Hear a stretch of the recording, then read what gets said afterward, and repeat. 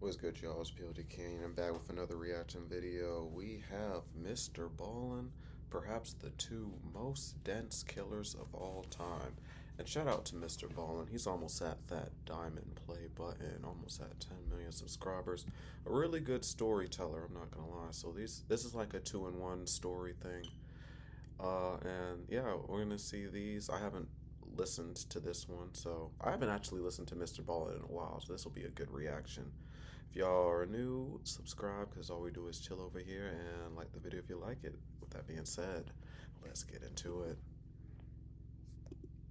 Serious sickness, which doctors eventually realize is this disease that is so rare that in the last 100 years, it's only ever been documented 3 times. Sheesh. However, how he got this illness is far more horrifying than any of his symptoms. But before we get into that story, if you're a fan of the strange, dark, and mysterious delivered in story format, then you've come to the right place, because that's all we do, and we upload once a week. So if that's of interest to you, please ask the like button to walk your pet for you while you're on vacation.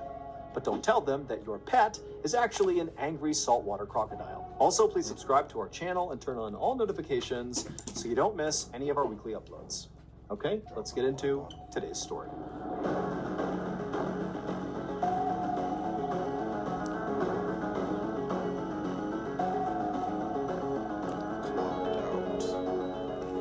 Let's see what this story talking about.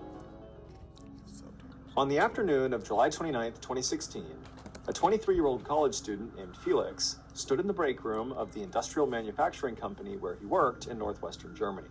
He poured some cereal into a bowl, and then he took his carton of milk out of the communal fridge, and then with the cereal and his milk, he sat down at a table with 2 of his coworkers. So Felix was studying to become an engineer, and that was his primary focus.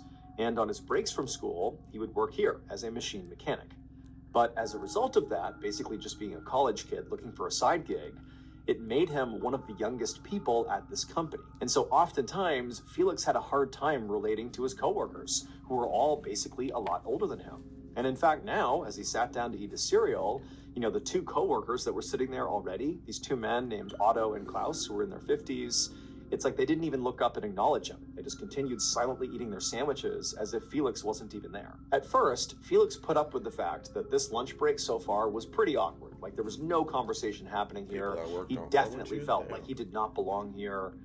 But eventually, the silence was deafening at this table, and Felix just couldn't stand it.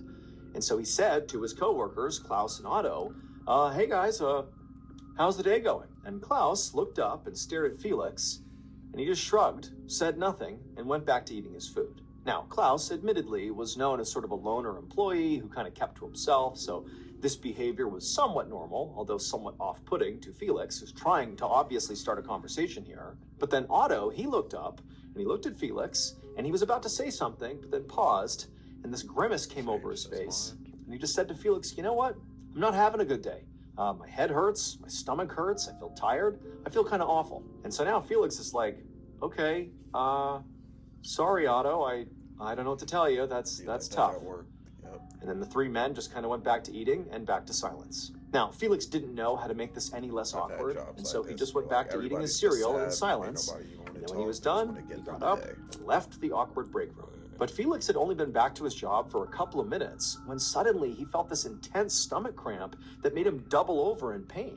Now, Felix actually was somewhat accustomed to getting cramps like this one because he was lactose intolerant. And typically, if he consumed dairy shortly thereafter, he would get these stabbing pains in his stomach. That's actually why he kept a carton of his own milk in the communal fridge that was lactose-free.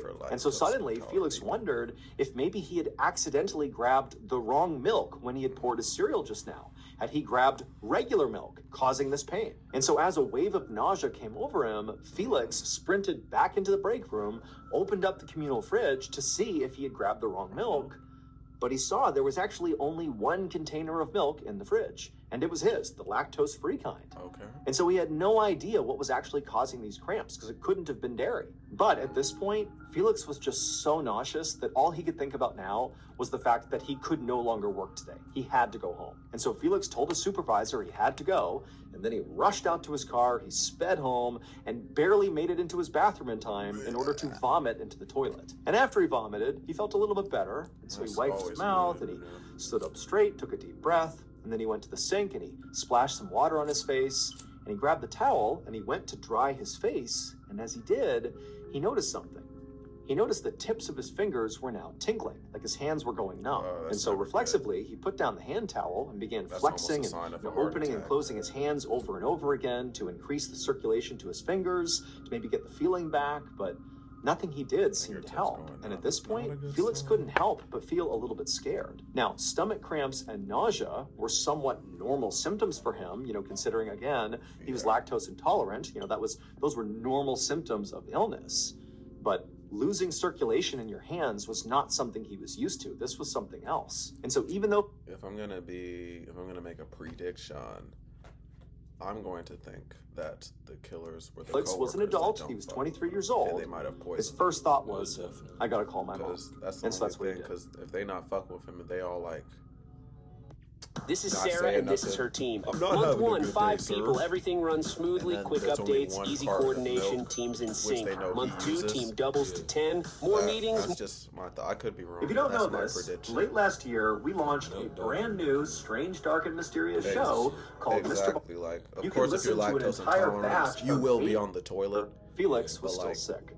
On his he mother's says advice, 2 he weeks had gone later to see he's his still doctor, sick after that. and his Like, doctor yeah, told him that he was was very likely they- just overworked. And he prescribed Felix some vitamins and rest. At least once it But comes those out two of your things had system. not But helped 2 Felix. weeks, something In fact, really, stuck his in his symptoms had system. only gotten worse. That's He was insane. still nauseous, and that tingling feeling he had felt in his hands had now extended all the way up into his forearms. And so as a result of this mystery illness He afflicting definitely got Felix, poisoned. There's he had no not been way. able to go back to You work, feel and he had tingling spent in the your better part of the fingertips last and 2 shit. weeks You're either about just to have a lying heart miserably attack in or bed. there's But something this not morning, right. he was determined For to like a get long out of period bed, of time. Like, take a obviously, shower, for a little have a bit, real and meal, that's okay. and basically just have a normal day. And so it started relatively well. He managed to, prop himself up and get out of bed.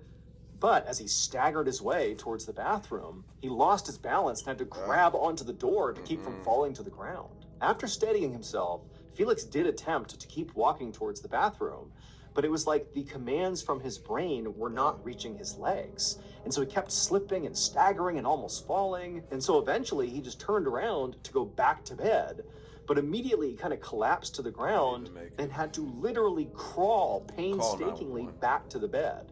And then when he had finally pulled himself back on there, he pulled out his phone and called his mom again. But this time, he was not calling for advice. He was calling for help. Yeah. He needed her to drive him to the hospital. Yeah. Later that afternoon, Felix laid in a hospital bed with his mother to his left and an emergency room neurologist to his right. The neurologist had heard about Felix's symptoms, and she was now performing a preliminary examination, which really consisted of lots of questions about Felix's drug use, about, a history of neurological problems in their family, had he had any recent head injuries. But basically all the questions she was asking him, he said no to. There weren't any precursors to him having these issues. Next, the neurologist poked Felix's arms to see what he could feel, because he was complaining of numbness and tingling. But it was kind of like wherever she poked in his arms, he couldn't really feel it. It was like the tingling sensation had totally taken over both arms. That's all he could feel. After that, she measured his muscle reflexes in his legs and also shined a light in both his eyes. And then after that, she put her tools down and she looked at Felix with a very worried expression on her face. She said that based on Felix's symptoms, she thought that some part of his nervous system, like his brain or his spinal cord, might be inflamed. And this type of inflammation can lead to things like nausea, numbness, and loss of coordination, all things Felix had been experiencing. And this inflammation could be caused by a number of different infections or an autoimmune reaction. But to know for sure, she would have to run some more tests. And so she advised Felix to be admitted to the hospital. 6 days later, the neurologist went to check in on Felix, who was still at the hospital. And as soon as she walked into his room and saw Felix, she saw he looked terrible. His body was limp, his face was swollen, and his eyes were sort of glazed over, like he was staring off into the distance. By this point, doctors had run imaging scans on Felix and had discovered that his brain and brainstem were inflamed, like the neurologist had suspected. But the neurologist could not figure out why this was happening. Typically, inflammation like this was caused by an infection. But the neurologist had tested Felix for every infection she could think of that could have caused this, and all those tests had come back negative. So her new working theory was Felix must be having an extreme autoimmune reaction, which is basically when your immune system malfunctions and starts attacking your own body. Autoimmune reactions can cause things like brain swelling. But this theory didn't really help Felix very much, because first of all, it was nearly impossible to test to see if this theory was even true, that it was an autoimmune reaction. And second of all, even if you knew that's what it was, unfortunately, autoimmune reactions are notoriously difficult to treat. Basically, it was a shaky diagnosis that did not come with an easy cure. The neurologist had given Felix some anti-inflammatory medication, hoping that maybe that would help, based on her research around autoimmune diseases, but it basically did nothing. And she knew that if she didn't find a way to lower the swelling in his brain and brainstem, that Felix could potentially suffer permanent brain damage or even death. So now, Restaurant store. 30 chairs, non-squeak. 15 non-wobble. So now, in Felix's hospital room, the neurologist walked over to him and tapped his shoulder, and she asked him how he was feeling. And Felix, when he sort of looked up at her, his eyes were rolled back in his skull, and it took a minute for him to focus on her. And then it was clear to the neurologist that it took all of his energy to croak out an answer. But the words he said didn't make any sense. He said, metal, mouth. And the neurologist said, what? What are you trying to say? And then he said, taste, water. And at that point, the neurologist realized what Felix was trying to say is that he had a metallic taste in his mouth and he wanted a cup of water to clear his mouth. The neurologist felt like this had to be a clue about what was going on with Felix. It was not some random symptom, this has to be connected to the totality of what was wrong with him. But she didn't know what a metallic taste in his mouth had to do with his other symptoms. And so she was baffled. So she just grabbed a cup of water off the nearby table and handed it to Felix. And Felix immediately put it to his lips and tried to drink it, but it was like he couldn't. And the water just dribbled down his chin onto his chest. And as the neurologist stared at her patient, she couldn't help but feel like she was just totally failing here. I mean, obviously there was something horribly wrong with Felix, but she had not come up with a proper diagnosis yet. And all the medications and treatments she'd suggested so far had done nothing for his symptoms. And she knew if she couldn't get the swelling to go down, it was just a matter of time before he suffered permanent brain damage or death. And so at this point, the neurologist realized a big change would have to be made in Felix's care. Clearly what she was doing was not working. And so she decided to transfer him from her hospital to a local university hospital where she knew there were some specialists there who they might be able to figure out what was going on here. But the next day at that university hospital, that team of specialists that had been assigned to Felix's case were just as baffled as the neurologist had been. Because now Felix didn't just have swelling in his brain and a metallic taste in his mouth. He also was experiencing kidney and liver failure. And this collection of symptoms meant Felix very likely did not have an autoimmune condition. They tested him again for more infections that, maybe could still leave the possibility open that it was an autoimmune condition. But again, those still all came back negative. And so effectively, these specialists who were here to, solve this puzzle were back at square one. They had made no further progress. And so at this point, all Felix's doctors could do was just hope that whatever illness was plaguing Felix would sort of resolve itself on its own. They would just, do their best to manage his symptoms and try to keep him comfortable until it did. However, by September of 2016, so 2 months after that first day that Felix went home sick from work, he had not improved. He spent most of his time laying in bed unconscious, barely clinging to life. At this point, most of these specialists were just monitoring Felix. However, one of them still felt like a diagnosis here was still possible. We just need to keep looking. And so this doctor actually decided that instead of monitoring Felix, he was going to start looking into some medical research papers, because he figured, whatever Felix had to be really, really rare. If it wasn't, they would have figured it out by now, and they clearly had not. So he must have something rare. And if there's one place you can go to learn about very rare conditions and diseases, it's medical research papers.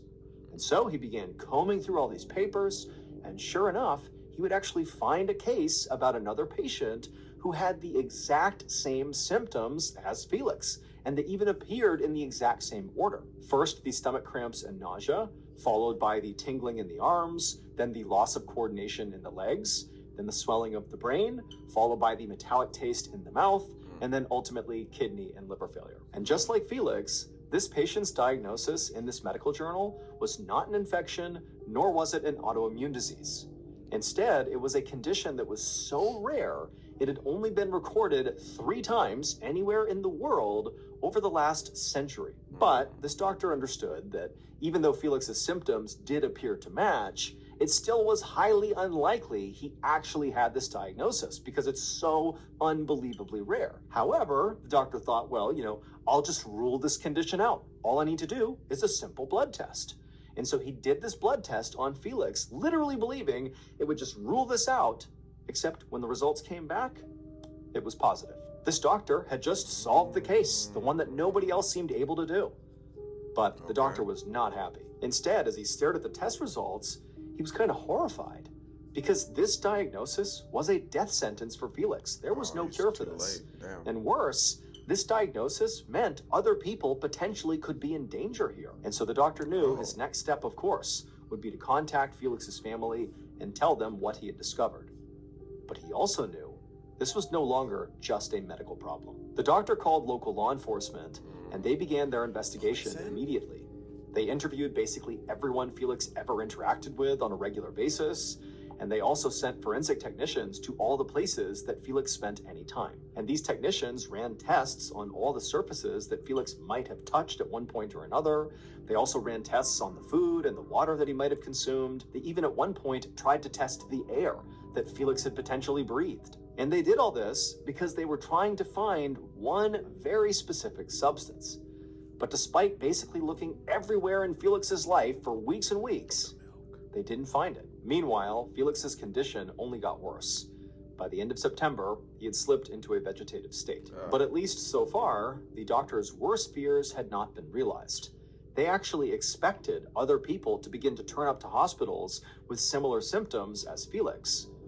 But they hadn't. So, with no answers, but with no other victims either, the police investigation began to wind down. Felix remained in a vegetative state for months and then years, and officials still just had no idea how this actually happened to him. They just kind of concluded that, well, this was a horrible tragedy that very likely will never actually be explained. But at least hopefully it will never happen to anyone else. But then, 2 years after Felix fell into his coma, some very strange things began to happen at his old manufacturing job. So at this manufacturing company where Felix used to work, it actually was pretty commonplace for employees there to get sick fairly regularly, like more than normal. However, their illnesses were sort of basic. Things like headaches and stomach aches and feeling sort of tired. Things that didn't really raise big red flags. But now, Otto, the middle-aged man who had complained to Felix over their lunch break about his stomach and his head hurting, was going into kidney failure. And in fact, he was so sick he couldn't come to work anymore and had to get dialysis 3 times a week just to live. And also, another much younger employee, whose name was Elias, he was 26 years old, he had begun having stomach aches. Now, again, that was fairly common at this company, but for Elias, these were not normal stomach aches. These were crippling, severe, like you can't focus on anything else type of stomach aches, similar to the ones Felix was having. Now, Otto and Elias had not spoken to each other about their respective illnesses. This was a place where people just kind of got sick periodically and kept it to themselves. It was just not really that big of a deal. So they hadn't talked to each other, and they certainly had not connected what was happening to them to Felix and his illness, which was now over 2 years before. But that would all change one day in May of 2018. So again, we're still talking about 2 years since Felix went into his coma, when Elias was having his lunch in the company break room, and he would discover something that would connect everything and blow this case wide open. Elias's shocking discovery led police to do a search of a local home. And at first, this home seemed totally ordinary until they went down into the basement. Because down there, it looked like a mad scientist's laboratory. There was this metal table with all these beakers and scales on it, and then behind it were all these shelves that were stacked high with old jam jars and paint cans and even old mayonnaise bottles. And it would turn out, inside of these mismatched containers was a collection of deadly chemicals. that a judge would later say were more toxic and more deadly than the literal chemical weapons that were used during World War I. This basement laboratory belonged to Klaus. He was one of the 2 employees that Felix sat with during that very awkward lunch break. The one was Otto, who told Felix he didn't feel very good, and the other was Klaus, the man who, when asked how his day was going, just looked up at Felix, shrugged his shoulders, and said nothing. It would turn out, for years, Klaus had been buying deadly chemicals online, mixing them together, and then sort of testing these concoctions on his coworkers. He would just poison their lunches and see what happened. Felix's very rare disease that only 3 people had experienced in the past century in the whole world was effectively extremely acute mercury poisoning.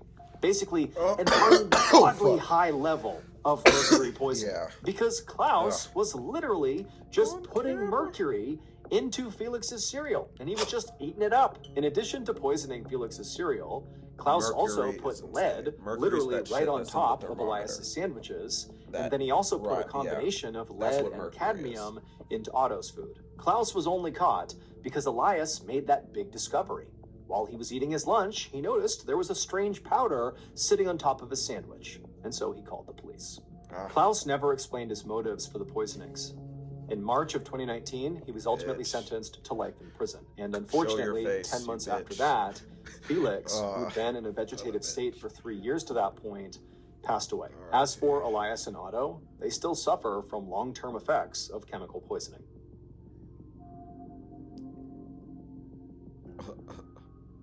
Nasty work. Wow. Not quite what I suspected.